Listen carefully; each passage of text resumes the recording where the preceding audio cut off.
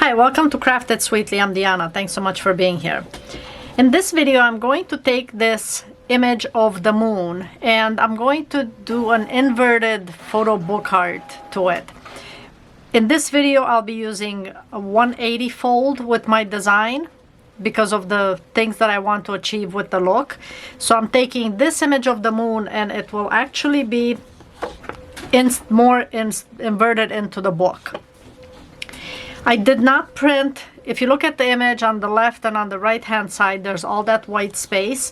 So I didn't want to just print the strips because I wasn't planning on using them. So I actually started with strip number 41, which means I did not print the first 2 pages of white strips since I'm not using them. And I didn't want to just print white strips. And for the first 40 pages and subsequently actually the entire book, I am going to do a 180 fold on one line. So I'm using my wide 180 guide and I'm going to do a 180 fold for the white space around the moon. And that's going to go to this mark right here. 6, 7, I guess, 6. So I need to score another 14 for the first line. And I'm just gonna score them and then go back and fold them. I'm using my stylus to also be a bone folder so that I have a nice crisp edge. So this is what I would do with the first 40 pages. Just fold these as a 180. And that's all you're gonna do with this because that's that white space. It's once I get to strip number 41 that I'll show you kind of how we start applying the moon design to the book. So I've gotten to the point where now I can start trimming the strips because up to this point I was just folding the 180 in the book. And now for the pattern, as per usual, if you've seen any of my videos, I am using my Caterpillar crop in this case, but the Pro works great. Same thing, either one.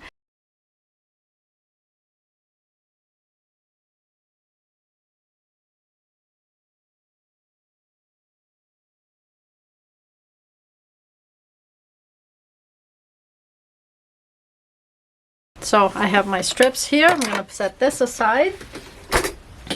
And you can see my pattern right here for the first strip. Once the strips are cut, I actually folded a couple of them just to get my bearings of what needs to be done because of this more complicated design. But I fold the strips in half. You can use a scoring tool. There's a Caterpillar has a crease board that you can use to score the strips if you need to, but really not necessary. Gently fold in half and then give it a little press. So I have my next strip here. Like I said, I already did a couple. Now, what I need to do is I'm going to score this at the initial stage, which was this right here. So that's one.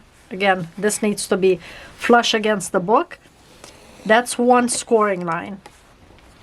Now, this image is going to be applied deep into the book, and you'll see towards the end why. We're gonna create a trench around the image, and you'll see what I mean. But this is getting scored, and then it's the first, second, or if I'm counting kind of back and forth, it's the third this way. But then if you're counting both, then it's really 1, 2, 3, 4, 5, 6. So the 6th line in there, but it's against this. If you have my scoring guide, this is how far I'm going. Now I don't need to go the whole length because ultimately if this is my strip, I'm only gonna fold back this portion of the pattern. So I don't need to score the entire length. It's just this part of the strip. So you can set the strip down here in front of you just to kind of give you an idea, and that's how far I'm gonna go. Now the other thing that I need to do, and you can do this afterwards or you can do it before. Actually, it probably would be best to do it after you apply this because then you've already kind of cut the part that you need. let me do it and it'll make more sense than me rambling on here. So this gets folded back, which was that first score line right there. That's the first score line that I did, which was this one here. And that's what the rest of the book is. Now this gets applied against the strip here, but I'm not using any tape as of yet because I am not gluing this part down. This is gonna go away. I'm only applying this. So I still want to make sure it's flush so that this part lines up correctly. And while I hold it down, again, nothing is glued down, I'm going to cut this right to the score line that I did, that deep score line that I put in the book. If you need if you have a hard time cutting straight, I do have a slider guide that can help kind of draw lines where you need to cut. So that's available in my Etsy shop. But I've cut this back. Now these will fall away. I don't care about those pieces. And then this gets folded all the way to that second score line that I made right there. And this gets applied in here. Now which way did I have this? This way. Okay, so that goes in here. And that's going to get applied to that strip. So now I can finally apply some tape to glue this down. Flush in. Okay, so now that's my actual pattern. Now why are these so far out? Because I'm going to create notches in here, and you'll see later why. Now I can see the pattern in there, so I'm not sure if you can see it on camera, but I can see that my pattern starts here to here. So now what I want to do is I want to create the notch or that trench, I guess, in the same place the whole book. So I know that I've cut it back to here. I hope this is all making sense. I'm sorry, I'm trying to kind of explain what I'm doing here. But I'm gonna go against this slide and this slat here and against this one here. Now you can draw with a pencil if that makes it easier. Something that's gonna fit down the line. Maybe I'll do it just so you see what I mean. You can do it with a pen, pencil, whatever you'd like, and then use an X-Acto knife or use an X-Acto knife directly. Now you do have to be careful, well, if you do use an X-Acto knife directly, that you don't actually cut into the plastic, because you could be cutting the plastic. So this is what I've marked. See, you're gonna cut these two strips back and fold them this way. So you can use the X-Acto knife at this point, and if it's not perfectly straight, it's okay. Roughly about the same depth. And this one. Okay, now these have been cut back, hopefully all the way. And then this gets folded back this way. If it's not the same distance back, it's fine.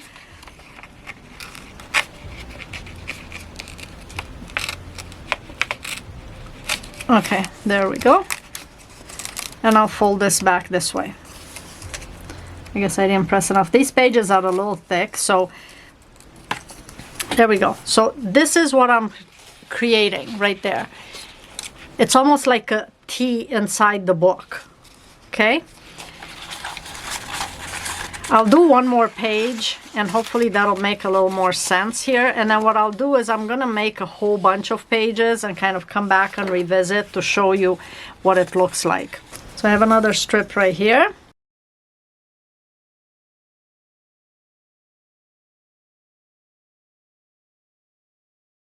Okay, two score lines. One for the front, the fore edge of it, and then one for the image, which is inside the book.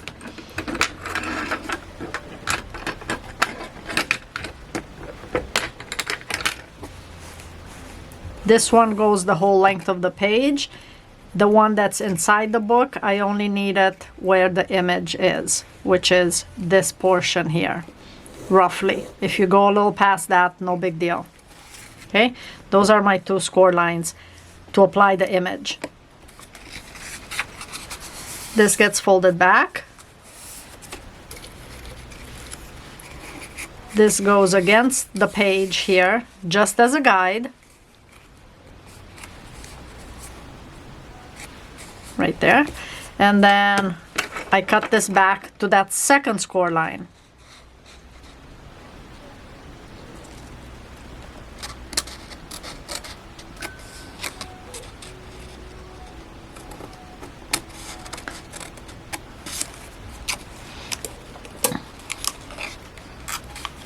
There's the second score line. And now I need tape here.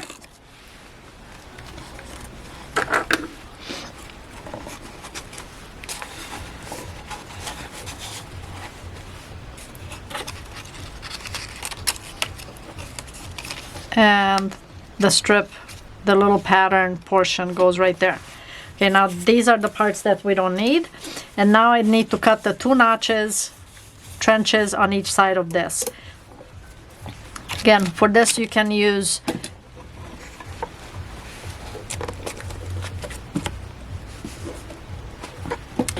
a pen if you'd like. You can use a the X-Acto knife directly, but again, just be careful if you do use the X-Acto knife that you're not cutting into the plastic if you're using this plastic guide. So you can see where the pattern ends. Mark back. I'll probably end up doing this myself just because I'm afraid I'll keep nicking into the guide. Okay, my 2 lines right there.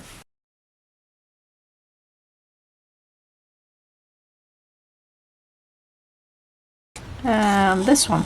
Okay, so that was a little easier here. Fold back and fold back. So that's what we're gonna do with the whole book. This image is being applied to the inside of the, farther into the book, and then this trench created on either side of the image. Okay, so I'll continue working on it. Okay, now the book is all complete to this stage, and then I'll add one more element to it. And then this is what the moon looks like right there inside.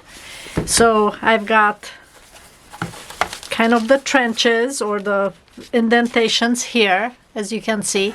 And then because this started here, what I also did was I created a trench here, an additional one, so that there's more depth going on this side. Otherwise it would have been straight flat.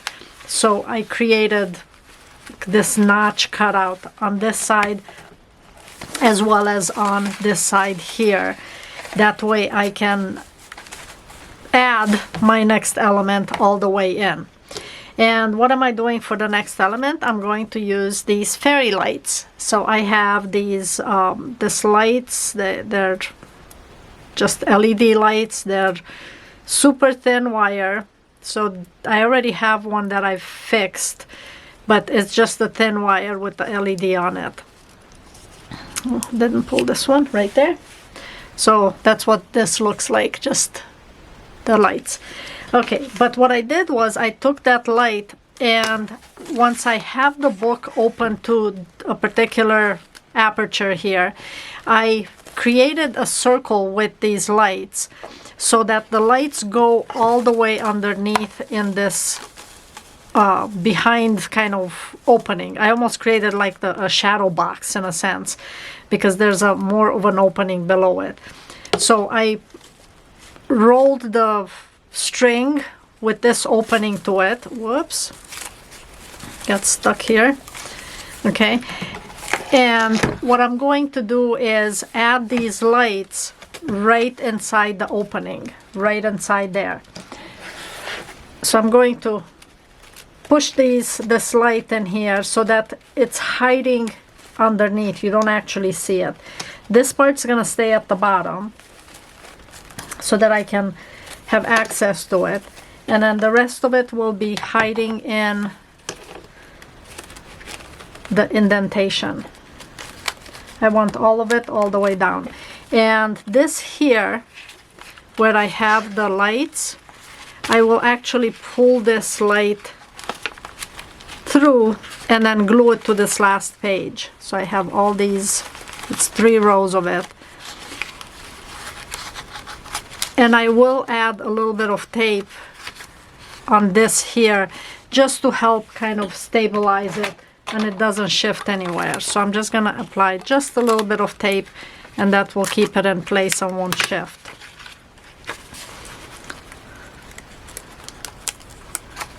So I added just a bit of tape. Whoops.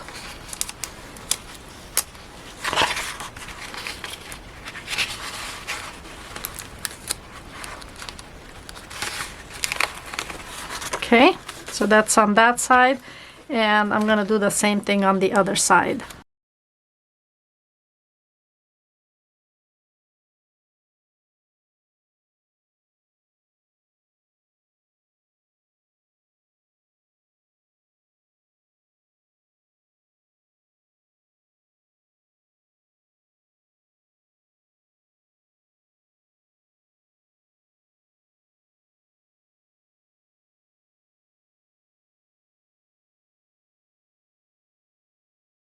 Okay, so that's all glued there, and I want to tuck away every direction the lights.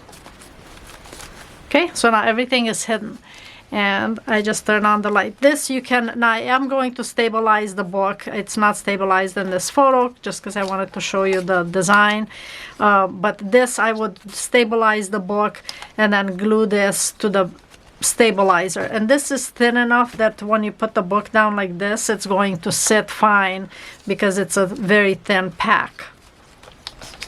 And this is what it looks like turned on. How cool is that? Just looks like illuminated.